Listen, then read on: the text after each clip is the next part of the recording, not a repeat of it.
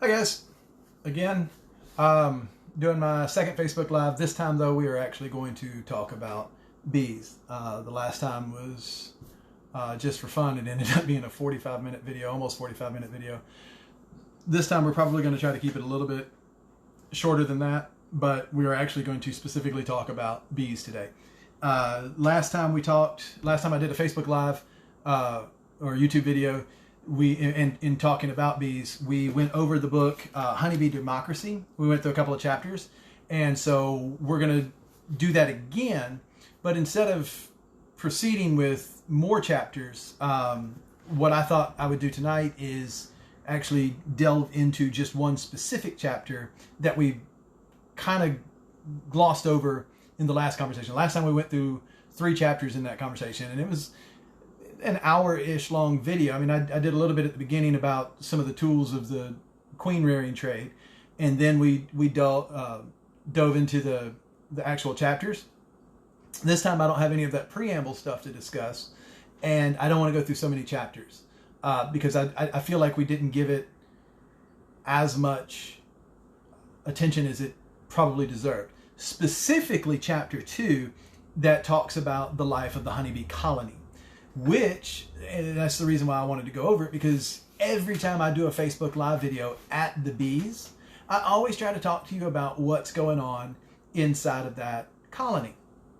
So I felt like today, since it's whatever degrees cold outside and we can't go into the bees to show you, I thought, well, here's this conveniently located chapter that's on just that very subject. Hey, Rebecca, by the way, I just saw it. My eyes are too old to understand what that face thing is. Kind of looks like it's snorting clouds of smoke from its nose, though. Yeah, I can't tell what it is, but either way, I'm very excited to see you, even if the face is weird. Anyway, so I thought that we would go into this chapter and discuss what's going on inside the colony. Have a little bit of fun with that. Oh, it's just a wave. Okay, well, the face. I don't know what they are, Rebecca. Don't make fun of me. So, that being said, the life of the honeybee colony, Apis mellifera is the specific classification of bee that we're discussing. There are, in fact, or at least approximately 20,000 species of bees. And that's worldwide. That's not just here in the United States. FYI, the honeybee is not native to the U.S., North America or South America, Central America. None of that. No. Every single honeybee that we have, every bee type that we have, hey, Joe, that we have here was brought in. So, for instance, Apis mellifera is what we raise. That's the Italian honeybee. I will give you 3 guesses where the Italian honeybee comes from. The first two guesses won't even count if you happen to get them wrong. We'll just consider those a warm-up. If you get your 3rd guess wrong, so anyway, so the Italian honeybee is specifically what we deal with. So generally speaking, when we talk about honeybees, that's the bee that we're talking about, okay? But I thought we might go over, because they do it here in the book at the beginning of the chapter. We'll go ahead and do it now in this conversation too. I thought we'd go over some of the bees that have that also exist. It's not just the honeybee. There are other bee types as well. And I decided to make a pot of coffee. So let's get into it, right? All right, so there are 20,000 of them, approximately as small as a grain of rice, smaller than a grain of rice, all the way up to filling a teacup. So, I mean, they can actually get really big. They can also get really small. They all come from a vegetarian wasp that lived approximately 100 million years ago. This is not the place for it, so just want to go ahead and say I'm going to take from the book. I don't want to get into is the earth millions of years old or 10,000 years old biblical argument. So whatever way you believe, just know that this bee was around 100 million years ago, and you get to deal with that. That being said, from there, of course, evolution, life, all that kind of stuff happens. Let's see, it had a wasp-like appearance. All wasps, nearly all wasps, including the paper wasp and the yellow jackets, are all predators. We've talked about that several times, that the wasp, yellow jackets, that sort of thing, even the paper wasp, are all predators. So they actually derive their protein source from meat, whether they're dining on other insects, spiders, that sort of thing. That's where they get their protein source. Whereas the honeybee gets her protein source, I guess technically in the case of the drone, his protein source. So they get their protein source from the pollen. The wasps, yellow jackets, hornets, they get their protein source from meat. Okay, so what we're talking about though, moving forward, is going to be the honeybee, or the bee species that exist that are vegetarian. Okay, both bees and wasps will regularly visit flowers. You will see, hey Leroy Jenkins, how are you? You will see wasps, specifically yellow jackets. Anytime you think picnic or something like that, you got Coke cans laying around or syrupy substances laying around, you're always going to have yellow jackets there. You'll also see some of the other wasp or hornet varieties there as well. They actually use that syrup, or in the case of flowers, they use that nectar as their energy source. That's actually sugary for them as well. So they are attracted to flowers. And to some degree, they are responsible for some pollination that goes on. But that's purely accidental. Unlike the honeybee, who is going specifically for that pollen, the wasp, the yellow jacket, the hornet, they're not going for the pollen. They're specifically going for a nectar source. So there's not going to be nearly as much transference that way. I hope that makes sense. And so that's, this even says between the pollen-loving bee and the flower that this strong mutual dependence has evolved over the last millions of years. Okay, so what I'm looking for right now is where it gets into some of the other bees. I thought I had that marked, and I apologize for not. We're going to skip that sentence. No, we're not. We're going to have fun with that. So this sentence says, and we'll read it to you directly. It's a quote, so y'all can't be mad at me for being potentially inappropriate because I'm quoting the book. Bees, with their hairy bodies and fixation on flowers as protein sources, serve as flying penises for the plants, picking up pollen grains from the bursting anthers of one flower and depositing them on the sticky stigma of another. I got to say penises on Facebook Live. I am content. Anyway, introducing a hive of honeybees to any flowering area, you know that you're going to increase your product levels. I'm glad at least one of you enjoyed that. But you're going to increase your product levels because, of course, you take if you've got an apple orchard and no bee interference whatsoever, well, your pollination is going to be significantly decreased, right? So you're not going to get as many female flowers pollinated without the bees. So then all of a sudden you introduce a bee colony to that orchard, and it doesn't have to be apples. It can be whatever you're trying to pollinate, as long as the bees will pollinate it. You introduce the bees, and now all of a sudden your amount of fruit, your amount of product is going to be amplified because now the bees are actively going to these flowers. They're taking these pollen sources, or taking the pollen, and they're pollinating. They're doing their thing. This even refers to bees as the escort service of the plants. That's so awesome. So honeybees in the world of bees. All right, so we just discussed that there are upwards of 20,000 species of bees. Honeybees are unique in the sense that they live in colonies. Most bees are, and I didn't actually even know this until, I don't know that I even thought to ever look into it, but it's not a thing that I was aware of, that most bees are actually solitary, and honeybees kind of go off the beaten path in being hive-minded. But so they're the only ones that are they're among the few that are building these massive nests. Most bee species, and I apologize for having to look down. I'll pull this hat back a little bit. My hair is a mess, so I'm trying to keep the hat on. But I apologize for having to look down because, again, I don't know that much about these individual bees that are not honeybees, and so I have to kind of take it from the book. Okay. Most bee species, though, in contrast, are individuals. They live in solitude, build small nests, they excavate little tunnels, all that kind of stuff. Typical life history of one of these solitary bee species starts in late spring. So this is the kind of part, this is the part that I kind of found neat, because they are still pollinating, by the way. These are not predatory bees or wasps that we're talking about. We're actually talking about pollinating bees. So these things, though, they live individually, as opposed to living in a colony.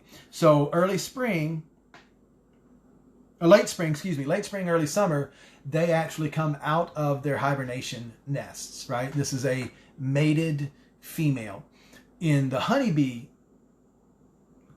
organization, in the honeybee world, she would be the queen. However, since this is not a nest, this is not a colony, she's not a queen, she's just the mom. And so what she does is she mates the year before, hibernates through the winter.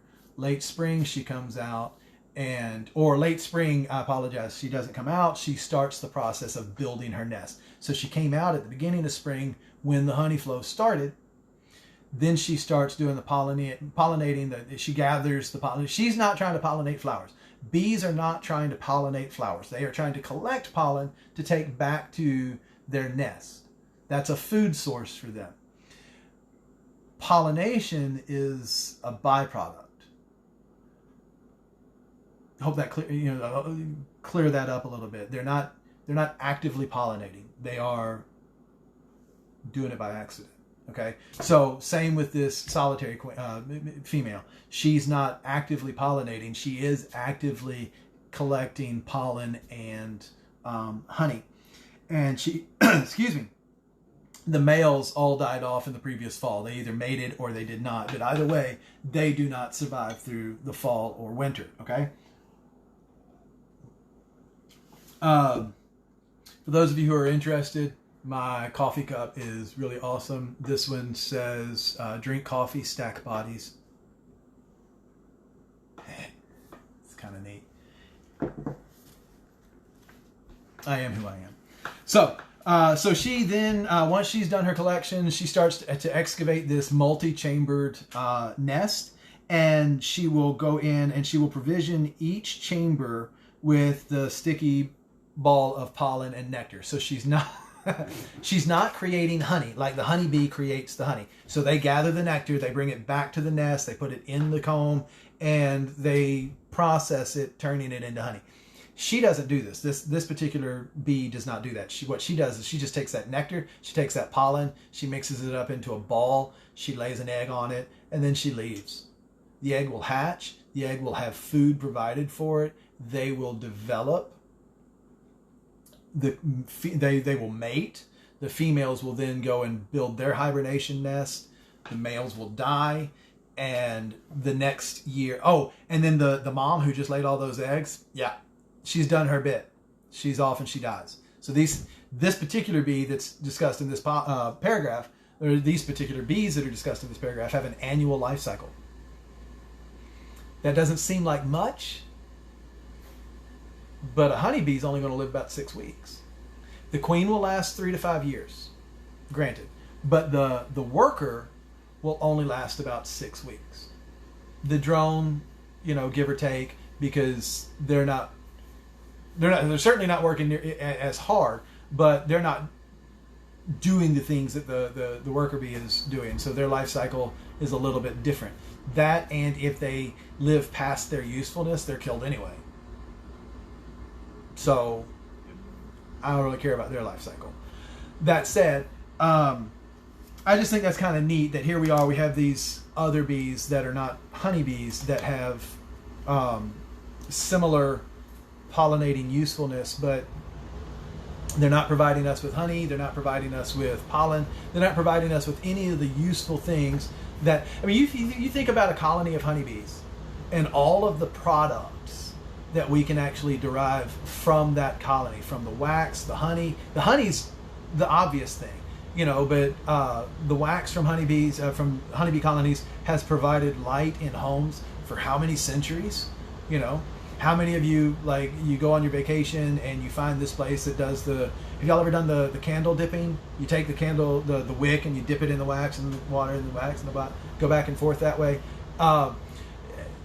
Centuries this stuff has been around. But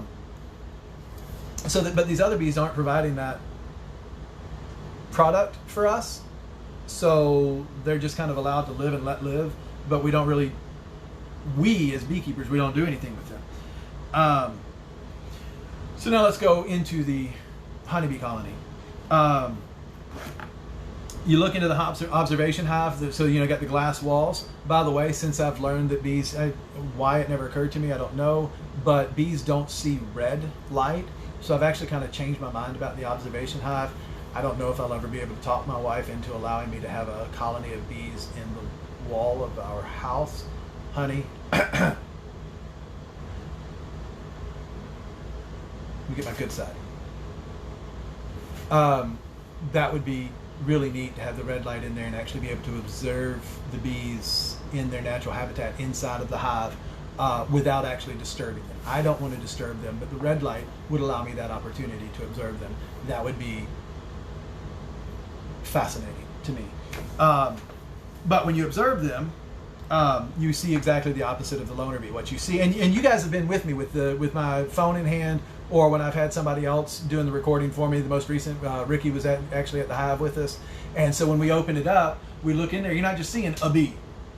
You're seeing literally thousands of bees, sometimes tens of thousands of bees, if we sit there and we look long enough, or we go deep enough into the hive. Between 10 and 40,000, 50,000 bees in a single colony, depending on the time of the year. So these are very social insects, right?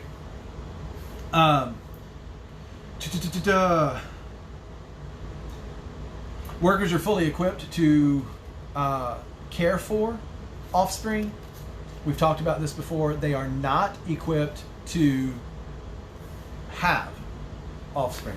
They're not laying eggs. That's actually being suppressed through an enzyme produced by the queen bee.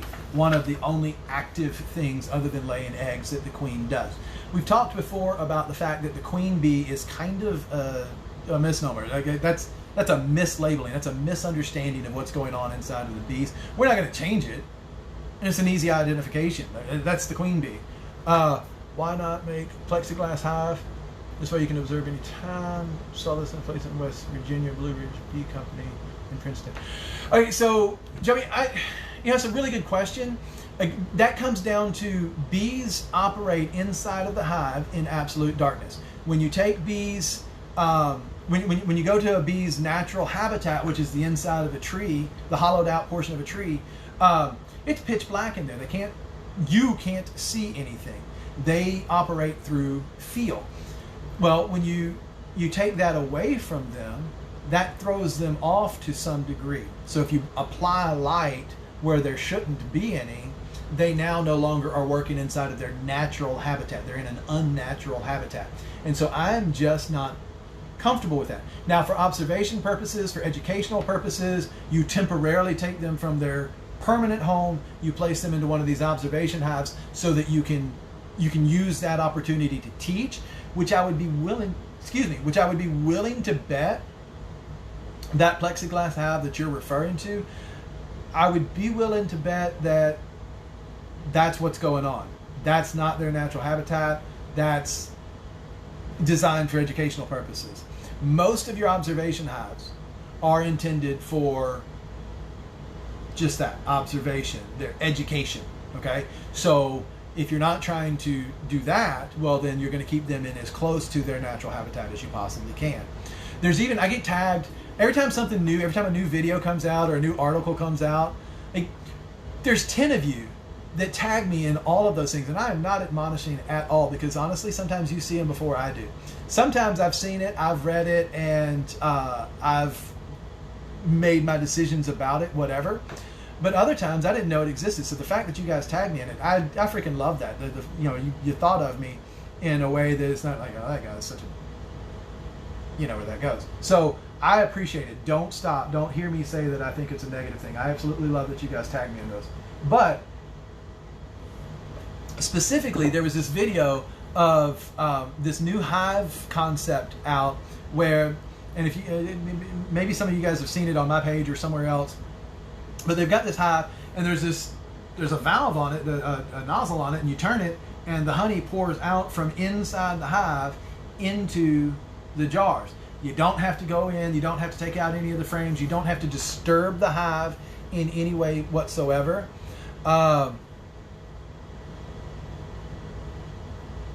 See, okay, so it is for educational purposes inside of the store.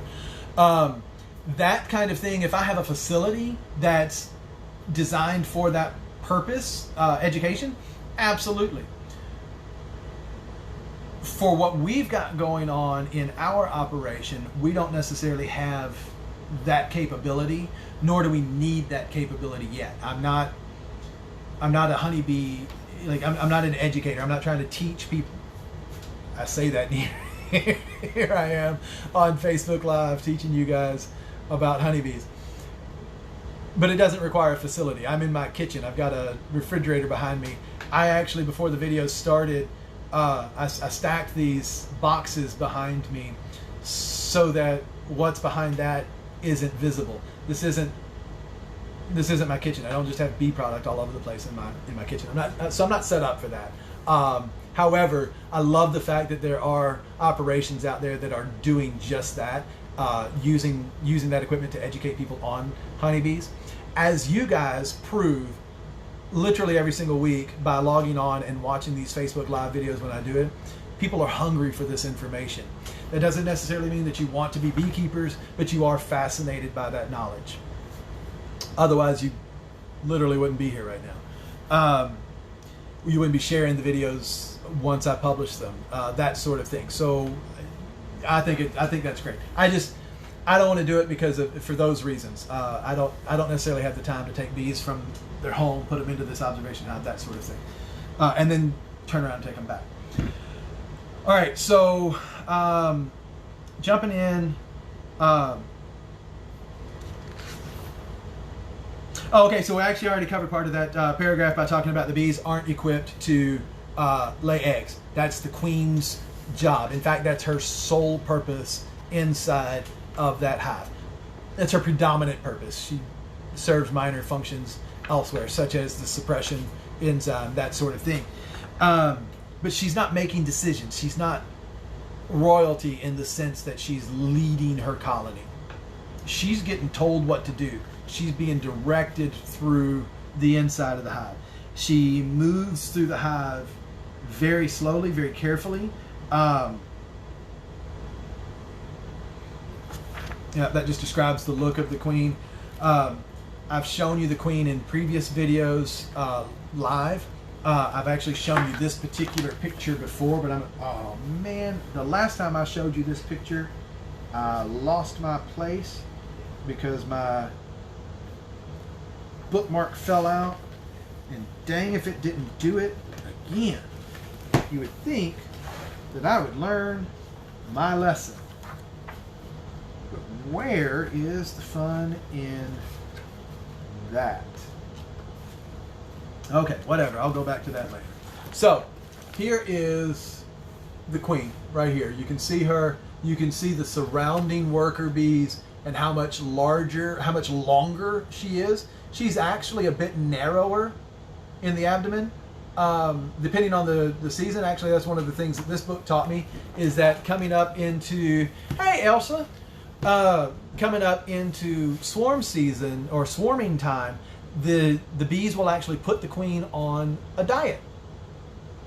They actually begin to kind of starve her a little bit, They begin to jostle her and make her move faster. Like I just said a couple of minutes ago, she actually, generally speaking, she moves through the colony pretty slowly because she's actually just going from this cell to the next cell. She's inserting her abdomen, she's laying an egg, then she's going to the next. So she's really not in any great rush. She's just actually trying to get to the next cell.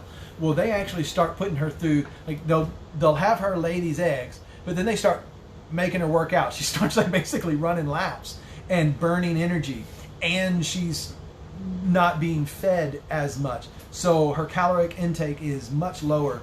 And so she actually gets narrow. What they're doing is they're actually getting her ready to be able to take a long flight with this swarm. Now, when they land, because they come out of the hive as they swarm, they'll come out of the hive, they'll land real close by.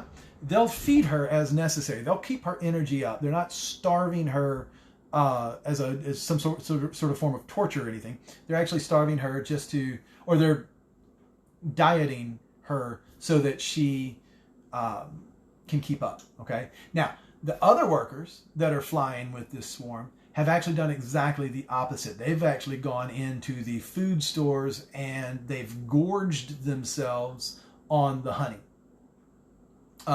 Some of them will take some pollen with them so that they can actually have this food source as they rest and wait for the scout bees to find their home. They've got food. And then when they get to their new home, the wax gets built up. Whatever left over from that storage that they had, they'll go ahead and deposit that into the newly made comb. And then, of course, the harvesting begins, okay? But, so they starve her. They put her on a diet, which is actually pretty phenomenal. The queen, for her part, when she's in the hive, and we're not talking about swarming now, we're actually just talking about living inside of the hive, she will deposit, in her slow moving through the hive, she will deposit up to about 1,500 eggs per day. That's on average. Sometimes it's less, sometimes it's more. But at the height of the season, you can expect on average about 1,500 eggs per day. Calculate that out to, some produce as many as, in an entire spring-summer period when she's actually at her heaviest in laying, she can produce upwards of 150,000 eggs for that season. Mind you, she's not laying for most of winter. So that's from the time she starts laying in midwinter to the early portion of late winter, so after the halfway point. Somewhere in that neighborhood, she starts laying eggs until she stops laying eggs in the late fall, early winter. You're talking 150,000 eggs, approximately, giving her, in her lifetime of up to 3 years, you're talking about just under 500,000 eggs that this queen lays. So she really doesn't have time to worry about ruling the nest. She's got her work cut out for her.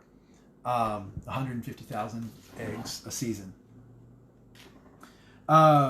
Most of those eggs are going to be fertilized. Now, we've talked about that before too, but it's worth covering again. Fertilized eggs are born, they hatch into female or worker bees. Unfertilized eggs hatch into male drones. They are not workers. They will develop their wing strength and they will go out and take these mating flights. They form these clouds, they fly around. It's really actually quite fascinating that they do it this way, and they've done it this way since their inception, since their creation, since the honeybee developed. They've done these mating flights. The queen will go out, and where the drones will fly out in multiple different directions, and they'll find these individually. They'll find these clouds, and each day they go back. I'm fairly certain that they go back to that same mating cloud each day. The queen will come out and fly off in a different direction. She'll try to find a different mating cloud, and that's nature's way of preventing, or at least trying to prevent, inbreeding. Okay, because let's face it.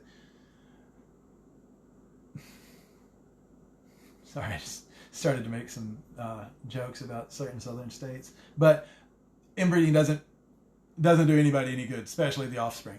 So nature tries to avoid inbreeding for that very reason. So she flies off in one direction, the males will fly off in the other direction. Now the queen will only do that until she has gotten, I think she only does it that one time. She doesn't go out, come back the next day, or come back and then go out again the next day. She goes out, she mates with as many as she's going to mate with, and then she turns around and goes back and she's done. She's not going to leave the hive again unless it's time to swarm. Okay? So she'll mate with upwards of 20 males, sometimes less. I don't know about more. I think 20 is getting there into the peak numbers of how many drones she will mate with. But she stores all of that sperm in these special sacs in her abdomen called the spermatheca, and she deposits. She fertilizes an egg, lays the egg, and moves on. If she needs drones, she chooses not to fertilize that egg, lays it, and moves on. Pretty fascinating stuff. And, by the way, those worker bees that are surrounding her determine whether she's going to be laying drone or workers, based on the needs of the hive, based on the time of the year. They will direct her. They've got when we open it up when we get into the hive, when we get into the brood chamber, you can actually see different sized cells, and the larger ones are intended for the drones. In fact, to the untrained eye, you would see that some of these drone cells, because they're just kind of pockmarked in there sometimes, and so you'll see them. They try to go to the outside so that they're not interfering with the worker bees that are being laid inside the comb. So they'll be out to the edge. But to the untrained eye, it actually kind of can look like a queen cell. And so you see that and you think, excuse me, just a second. But you see that and you think, oh no, we got a queen. No, really, you probably just got some drone. So you have to know what you're looking for, okay? Let's see, she deposits. Now this book, actually, now that I'm reading it again, I had completely forgotten about it. This book is saying that under the right conditions, a queen cell is not filled by the workers. Like in the past, I've talked about the fact that I've talked about the idea that when they need a new queen, or they're going to start raising new queens, whether it's for swarming or replacing or whatever the case is, if they're about to raise a new queen, they will take egg or larva that has already been laid, and then they will take that to the queen cell, and then they'll feed her the royal jelly that way. This is stating that when they're building up for the swarm, and it makes perfect sense this way, but I had never considered it. So when they're building up for the swarm, those queen cells are built by the workers. The queen then goes and deposits an egg into those queen cells. It's a slight difference, but it is different. I've always stated or believed that in each of those queen cell situations, the bees go and choose, so they select larva, bring it back to the queen cell. This is saying that that's not the case in every case. It is the case in some cases, but not in every case. And so I think that's kind of neat. She withholds that sperm from less than 5%. So when we talk about the population of drone inside of a normal colony, a normal nest, it's less than 5% of the population. So if you go in and you're heavily populated with drone, you've actually, that's an indication that you've actually got an issue. We've talked about it before, but I don't know if you remember me saying that. We actually last year had that exact same thing happen to us. We came up and it was in one colony alone, it was a very heavy drone population. So much so that we thought we had lost the queen. And it turns out we had the queen. She had simply used all of the sperm that she had collected in laying because she was a prodigious queen the previous year. She laid like mad, and we were really looking forward to actually using her to raise some new queens because she was such a prodigious layer. Thankfully, we didn't get that opportunity because she laid so much that she wore herself out. She ran out of sperm, and so the only egg that she had left was drone.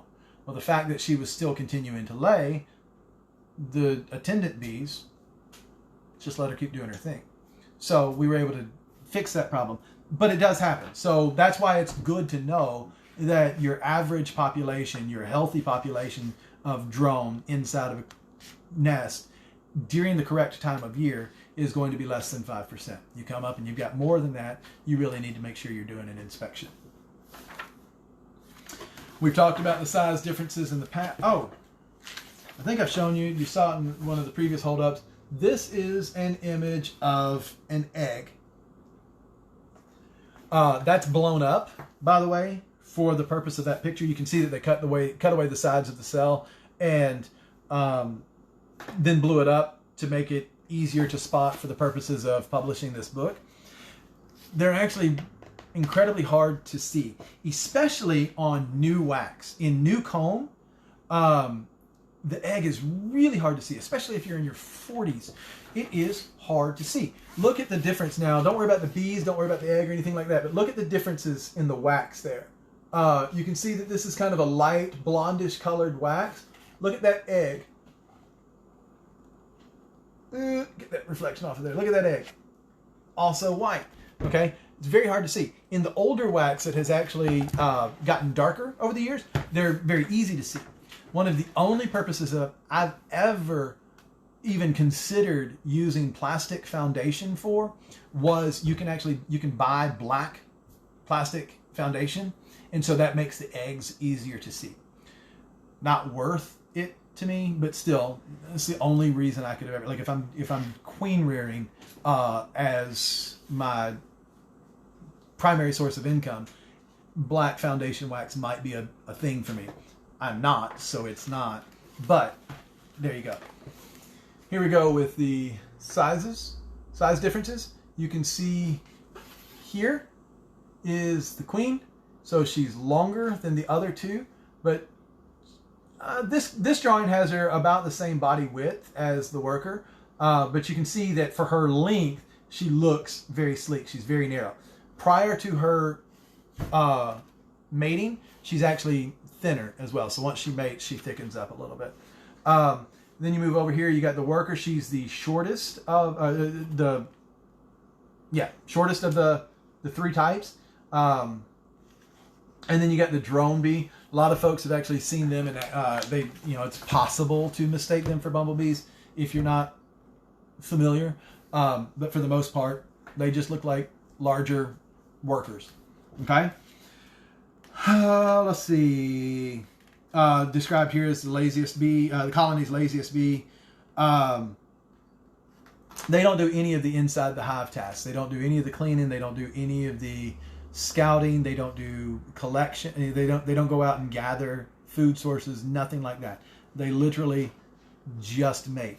There's been some talk, and I couldn't tell you a source, so I don't want to talk about it as if it's gospel truth. But there has been some talk of drones being useful in like ventilating inside the hive. It stands to reason that they might be useful in that regard, because while they are unable to fly, they have to strengthen their wings. That requires the use of their wings. So yeah, if they're directed, stand here, flap your wings, have a good time. In that regard, yeah, maybe.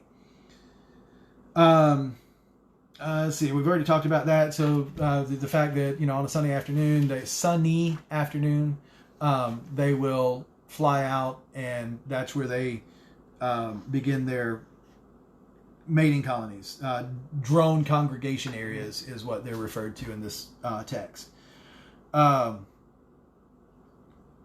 So real quick, this is where we want to get into the kind of neat stuff to me, talking about the honeybee colony as what's known as a superorganism. So a superorganism is where you got multiple smaller organisms that work together and form this bigger unit or superorganism. Think of the honeybee colony as a society of many thousands of individuals. The queen, the workers, drones, as discussed, but also understand that the distinctive biology of the species of bee, it's often helpful to think of the colony in a slightly different way, not just in thousands of separate bees, but also as a single living entity that functions as a unified whole. What makes that neat, what makes that beneficial to the beekeeper is, if you think about it, we go out, we work with the bees, we get stung. You've seen me get stung on these videos. Once we're stung, that individual bee isn't going to survive. As the beekeeper, I want my bees individually to survive. But that's not the big picture. The big picture is the colony itself. Every step that we take as beekeepers is intended to maintain that colony's survival. Every step that the colony takes in nature, get the beekeeper out of the picture. Every step that the colony makes is intended for the continued survival of that colony, of that DNA. So, you know, even in the swarming, the intention is the survival of the colony, okay? So when we think about them as the superorganism, that's what that's talking about. It's not about the individual worker bee. It's not about the drone or the individual queen. It's about all of them total. Make sense? And then it goes into talking about, you know, just as the human body operates as a single integrated unit, even though it's made up of cells, it's made up of organs, it's made up of, you know, all of those things come together to form the human body. Honestly, you can break that down to almost any living creature.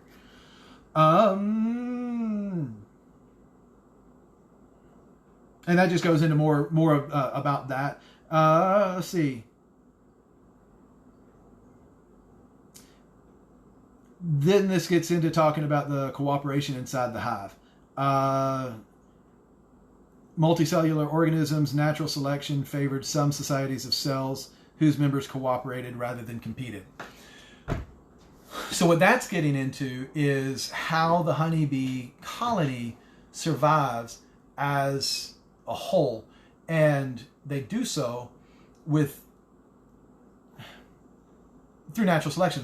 The competition, if the bee isn't providing to the overall success or survival of the colony, then that individual bee is ruled out. The queen that can no longer lay eggs, she's actually dispatched and replaced. That's that sort of thing, okay? The decision-making process, and this whole book is about the decision-making processes of the colony, such as where to go and get their nectar, where to go get their pollen, where to go for their new home in the case of swarming. All of this book is about that decision-making process. And honestly, it even gets into the human aspects of it, or, you know, the human applications of it in decision-making processes. Can humans learn from the bees about making decisions, such as swarming? When they're choosing a new home, a dozen scouts will go out in a dozen different directions, and each of them will come back with what they think to be the best, or at least an option. And then there's debate. Each of them will dance and give direction and all of that kind of stuff. You know, the parameters of this colony. They give all of that, all of those specific details in this dance. And what they're doing is they're recruiting other scouts. Dude, seriously, go check out this site that I've selected. Go check it out. Come back and support me in this. And eventually, as you read this book, and as this author did his research, what you see is they go from these large numbers of options down to one. And once the colony has agreed by everybody who's doing the dance, they're only dancing for this one particular location, they go. And it's not like everybody goes out in this one day and they come back and they've got all these different locations. No. Sometimes a day, 2 days later, bees will come back and they've got a new location that now is part of the discussion. And it's not always the first site selected. Sometimes it's the last, sometimes it's in the middle. I mean, all of that stuff varies. But there's no violence in the discussion. Nobody's bumping heads. Nobody's doing stings. Nobody's like, well, I'm going to just cut their wings off because they disagree with me kind of thing. They just provide information, and the other bees are able to make decisions based on the information that's provided to them. And so there's some application to that, or is there application to that is kind of part of the study as well, which I'm not doing, so I'm not necessarily going to get into that. That's just what this book focuses on. Does that make sense? Let's see. Colony honeybee is then far more than aggregation of individuals. It is a composite being, functions as an integrated whole. So I think we've gone into that. It's a living entity weighing as much as 5 kilograms. This guy's from England, so he actually uses the metric system. But about 10 pounds is approximately a fully sustainable, healthy bee colony. When we purchase or have purchased Nooks in the past, we actually purchase them at about 3 to 5 pounds. So that's about half strength. But yeah, if you take a colony of bees at full strength and you weigh that out, you're looking at approximately 10 pounds.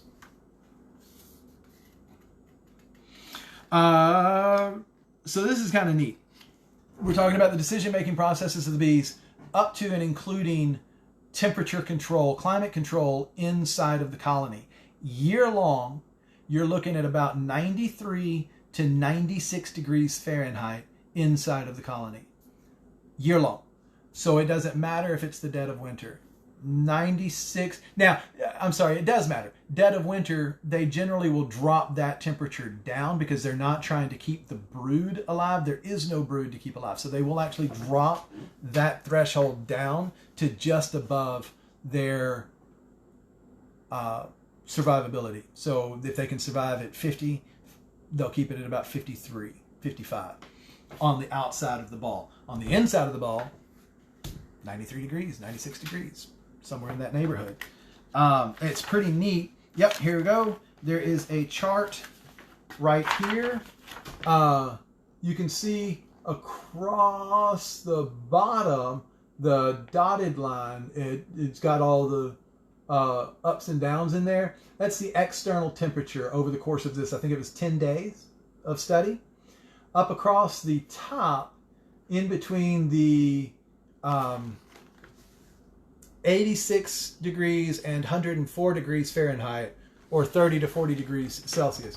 In between those two temperature markers, you can see an almost straight line at about 34 to 36 degrees Celsius and 93 to 96 degrees Fahrenheit. I think it's fascinating. Look at all the outside temperature variations, and it's fairly solid inside, fairly steady inside. So these bees are making those decisions as a colony. They're deciding what needs they have, and then they're just going for it. I think that's just fascinating. That's queen cells. We've looked at that. Unique annual cycle. Key to understanding why honeybee swarms are meticulous in the choice of their living quarters is the unique annual cycle of the honeybee. So this is kind of fascinating.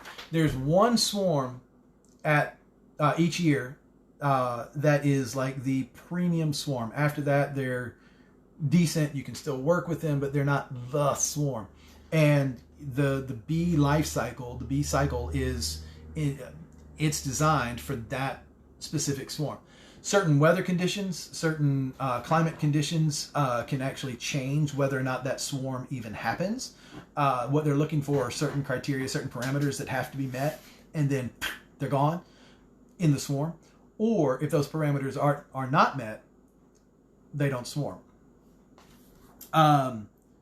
Let's see. But they choose their nest. Okay, so that was the point of that next paragraph, is that they choose their nest in the swarming cycle. They choose their nest based on meeting those parameters, which is fascinating. If there's not enough volume, if there's not enough space inside of that nest, the bees are aware that they are not going to be able to reach the metrics to produce that swarm.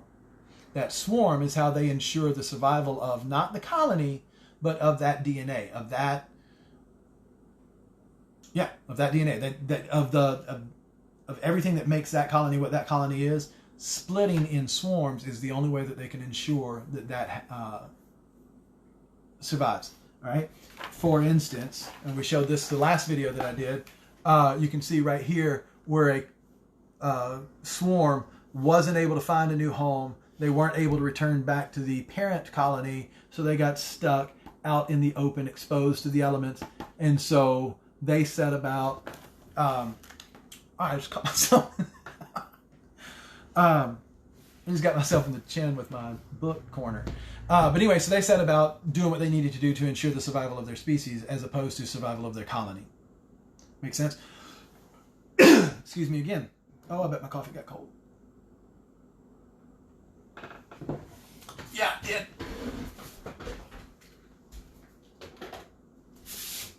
We're going to heat that right back up. Sorry. So that's kind of neat how those decisions are made based on the existence of the overall colony or the overall species, not based on the individual. If you are a Star Trek fan, a certain quote from Spock should come to mind. If you are not a Star Trek fan, seriously, what is wrong with you? No, I'm kidding. I'm not kidding. Let's see.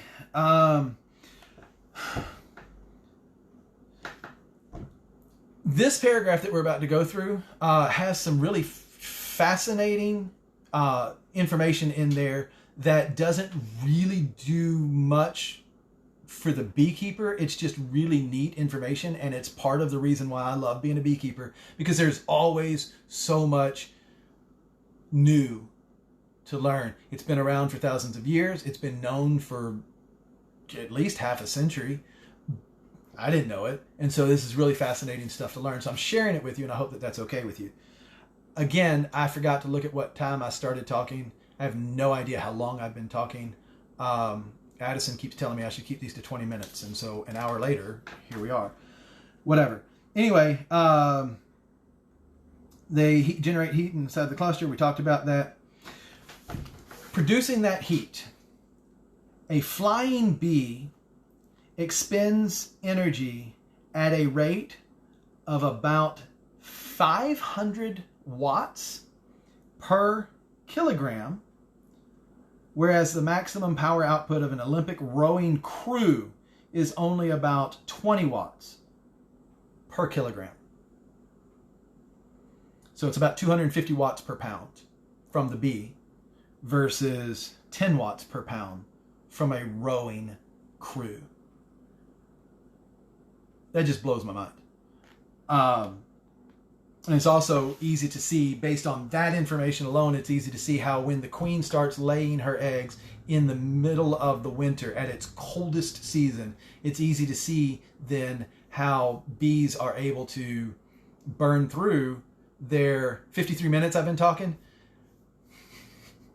I sat down with the intention of talking about 20 minutes. So there you go. But bees burn through that energy, creating that heat in order to keep the brood alive, and they eat through that honey. So they have to have a certain amount of honey.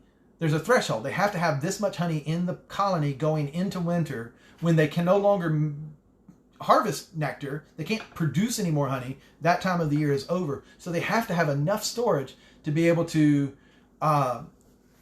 eat this honey, get this energy, and expend this energy. I mean, 500 watts per kilogram is an astronomical amount of energy that they're using to create this heat to keep the brood alive. It's fascinating to me. And they do that, by the way, by basically working their wing muscles without actually flapping their wings. They just agitate those muscles in order to burn that energy, which then, of course, produces that heat. Let's see. At any moment, however, only a small portion of the clustered bees will be shivering with that maximum intensity. You think about it, you got 8,000 bees inside this colony. First off, if the bee, they create this ball, here's a drawing of it, okay? So we went through this before. So you got this outer cluster of bees, the outside shell of bees. If they're expending that energy, what happens to that energy? It dissipates immediately because they're the most exposed to the cold outside. So it doesn't do any good for them to be generating this heat. It doesn't do any good for the colony.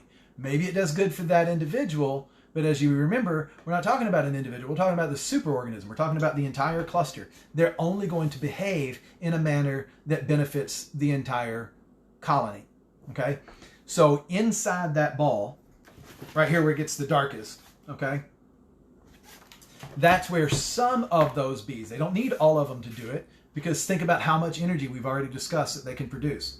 So some of them will generate this heat, and they'll rotate all that kind of stuff. I mean, yes, so all of them will take their turn, but they don't all do it at once is the point that's being made here, okay? Any given moment, small portion, maximum intensity. So the total heat output by the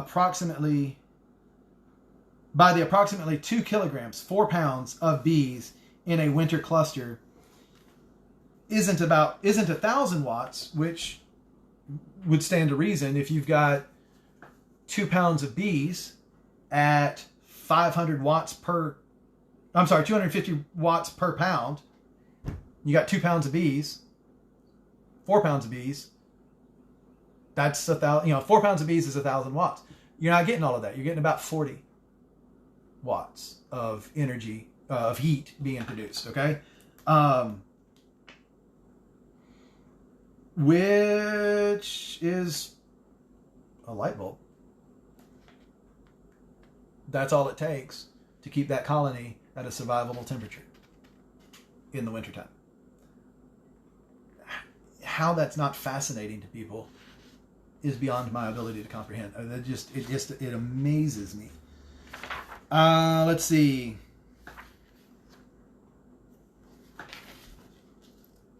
We don't really care about that. Let's see, 20 more kilograms. Oh, okay, so here we go. Honeybee colony runs year-round on flower power. We got a bunch of hippies running the colony here. Yay! For what fuels the colony's heat production all winter long is about 20 or more kilograms, 44 pounds, 44 plus pounds of honey. If they can produce more, they will produce more. That's actually our bread and butter as beekeepers. Is that we want them to produce more, so we provide them these optimal conditions for them to get to their 44 plus pounds. We want them to get there because obviously we want our colonies to survive, but we are not taking that 44 plus pounds or that 44 pounds. We're leaving that to the bees because they need that in order to survive the winter. What we want is that 45 and more pounds. That 45th pound plus is what we're after. So we provide them with their optimum conditions. They will absolutely produce that if we play our cards right. But in nature, they're going to select their nest sites based solely on making that 44 pound limit. And that's crazy. There's a diagram in here that's crazy awesome. There's a diagram in here. I'm going to skip ahead to it. When they go to select, oh shoot, I bet that's in another chapter. But when they go to select their nest site, yeah, that's a different chapter. They go in and they measure by walking around. They measure the inside dimensions of this potential nest site. Oh, this is neat. Here's an inside look of a nest site. They cut that out. So this guy, doing his experiments, he would actually use cyanide, and he'd have to kill off that colony in order to be able to open it up and dissect it. And so that is where he cut that in half. So it's kind of a neat look inside. And of course, I saw it 4 times before I even started this video. I was hoping to be able to take you right to it. And that isn't happening. But in his talking about site selection, the bees will go inside. They walk for a period of time. Here it is. I found it. The solid lines, when I pull this up, I'm going to show you, you'll see the solid lines denote where the bee is walking, where the broken line denotes where she's flying, okay? So you got 4 different boxes here. Of the boxes he set up, you got 4 boxes there. And you can see where she's walking. And this is just on a single trip. They'll come back and potentially make dozens of trips, and other bees will come in and also take measurements as well, and they're going to walk different paths and all that kind of stuff. So they accurately measure the inside of this potential nest site. They take that information back.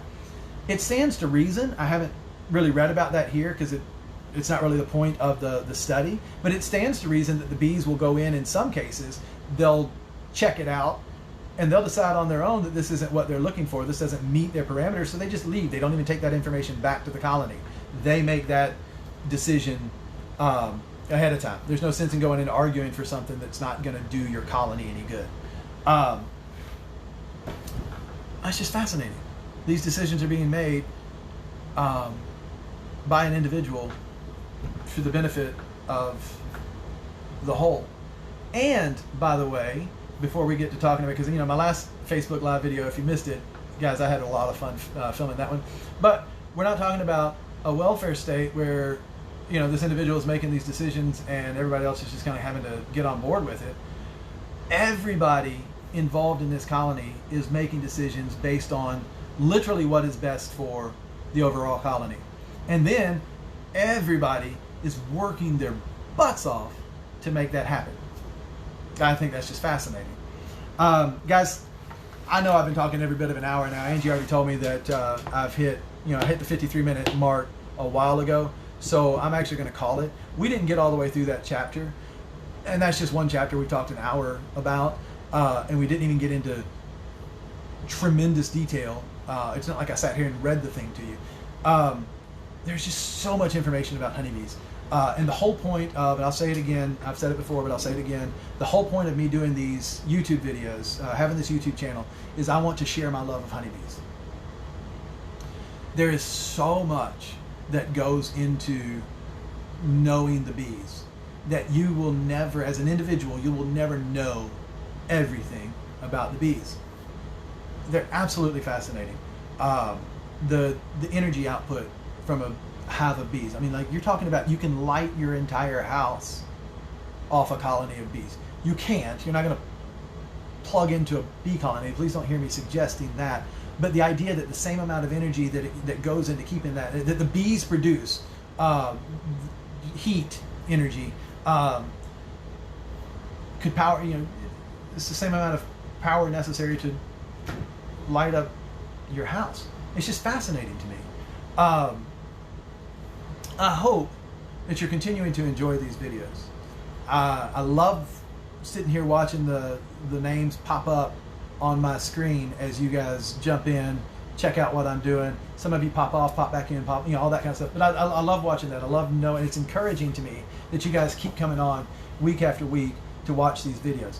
So I'm gonna keep on doing that. I'm gonna keep on reading this book, and I'm gonna we'll do another chapter the next time we get on here and talk. And we'll do that until we get through the winter. If I'm doing, if my dad and I get together, like he just did a treatment yesterday, I think it was for varroa mite treatment, the last one of the season. Then we'll go into winter. When we get, we still have to make some sugar boards. Actually, now that I'm talking out loud, so that's a process that I'll try to bring you on board with. Maybe not necessarily making the sugar boards themselves, because Dad may just go ahead and tackle that before I get out of the house. But definitely the installation of those sugar boards will have to wait until we're at 55 or higher. We generally like to try to wait until we're at about 60 degrees on an external temperature, so that we're not affecting too greatly the ambient temperature inside of the beehive, inside of that ball. Because at this point, remember, they're balled up. And they're just trying to get through the winter now with no larva, with no brood. So when we go to put these sugar boards in, it needs to be a kind of warm day. If it's warmer than 60 degrees, all the better. And in our climate, that happens. But we do need to apply those sugar boards. I'll try to bring you guys on board with that when we do it. I can always set up this tripod now. Anyway, a lot of stuff. If I'm doing that, then we won't talk about the book that week. If I don't have anything going on, I want to try to continue to put these videos out every week. So Honeybee Democracy is a thing that we'll probably discuss. There were a couple of chapters that I looked at that I thought, it's interesting to me as a beekeeper, but can I talk about that for you, with you, for 20 minutes, 30 minutes, for an hour, and keep your interest? Probably not. So we're not going to go through every single chapter of the book, but I'll try to select the ones that I think will be of most interest to you. That said, thank you for joining. Continue to share my videos. I will get this published from YouTube. I personally prefer it if you'll publish it from the YouTube, not from Facebook. I'll put the link on my Facebook page. I'd prefer it if you shared that one, because when you watch it from there, I get credit to my metrics as far as the number of views, that sort of thing. Makes me feel good about myself, kind of thing. I get credit for that. So it would be nice if you would share it from YouTube. Okay. If you have not subscribed to my YouTube page, please do. You can actually search my YouTube page by do a search for Buzzin' Blossoms Bee Farm, 4 words. Buzzin', so no G, there's an apostrophe. Blossoms Bee Farm, 4 words. You can search me through YouTube. Oh my gosh, I know how to talk, people. You can search me out on YouTube that way. My email address is hunsuckerbees@gmail.com, hunsuckerbees@gmail.com. You can get me that way. Obviously, you can get me on Facebook, because here we are. And so if you have any questions or anything that you want to hear about, anything that you found interesting and would like to know more about, please feel free to reach out to me that way. I'd love to hear from you. Like my video, there's a little bell there that will, if you click that, you'll get notifications anytime I'm online, or anytime I've uploaded a new video to YouTube. So that's a great way to keep in touch as well. You can always make comments. I would love to get some comments on my YouTube videos. All of that activity, all of that traffic on those videos on YouTube actually help out when it comes to the search engine criteria. So if somebody goes in and types in honeybees, my video is more likely to show up if I've got traffic. So I know we get a lot of interaction on when I'm doing it as a live, but it'd be great if I could get some traffic from YouTube as well. So hit me up with those comments. I'd love to hear from you. If you have any questions, definitely reach out to me, which several of you have, and so we've tried to address those in the videos. Anyway, guys, y'all have been awesome. Thanks for hanging out with me, and we will see you next week.